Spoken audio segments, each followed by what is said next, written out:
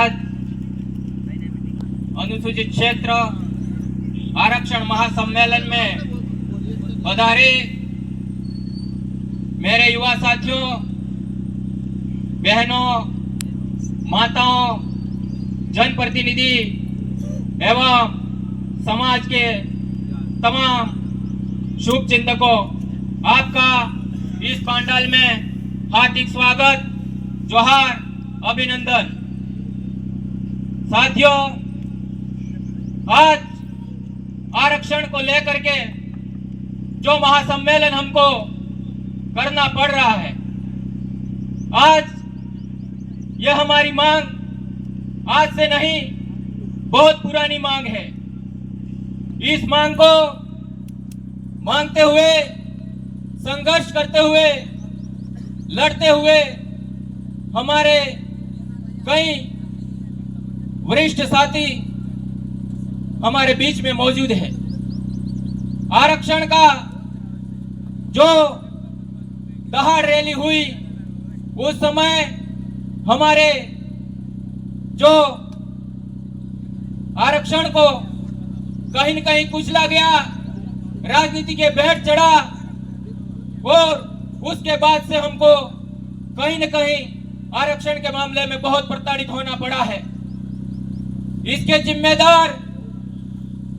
हम और आप सभी हैं, क्योंकि जो हमारा प्रतिनिधि मंडल था, जो हमारे अगुआ थे, उन्होंने क्या बात हुई, क्या नहीं हुई, उस पे मैं जाना नहीं चाहता हूं, लेकिन उसके बाद बेरोजगारों को आज तक धोखा खाना पड़ रहा है, दर दर भटक रहे हैं। इसलिए इसके लिए हम पुनः इस मांग को जयपुर की विधानसभा तक और दिल्ली के संसद भवन तक पहुंचाना चाहते हैं। पहले ये बताना चाहूंगा कि जब से संविधान में आरक्षण व्यवस्था हुई, सबसे पहले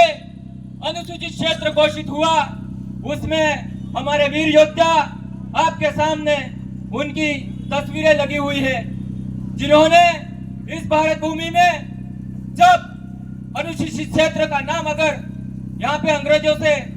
लड़ झगड़ के इस क्षेत्र को आदिवासियों के लिए रिजर्व किया, वो हमारे टाटिया भील, बिरसा मुंडा एवं कई महान हमारे शहीद स्वतंत्रता सेनानी रहे हैं। हमें आरक्षण की मांग हम विभिन्न संगठनों के बैनर तले उठाते रहे हैं, लेकिन हमने कभी ये गौर नहीं किया, कभी तो जनसंख्या के अनुपात में मांगा, कभी 100 मांगा, तो हमने ये ध्यान नहीं दिया कि अनुसूचित क्षेत्र है क्या, उसमें क्या प्रावधान है। संविधान के अनुसूची 5वीं धारा 244(1) के अनुसार आरक्षण की व्यवस्था अनुसूचित क्षेत्र में क्या है, शेड्यूल एरिया में क्या है, सिविल एरिया में क्या है, यह हमने उसको गहनता से लिया नहीं, पढ़ा नहीं, ध्यान नहीं दिया, और आज भी हम अपनी मन मर्जी से आरक्षण का मांग करते हैं। जो हमारी मर्जी से डाटा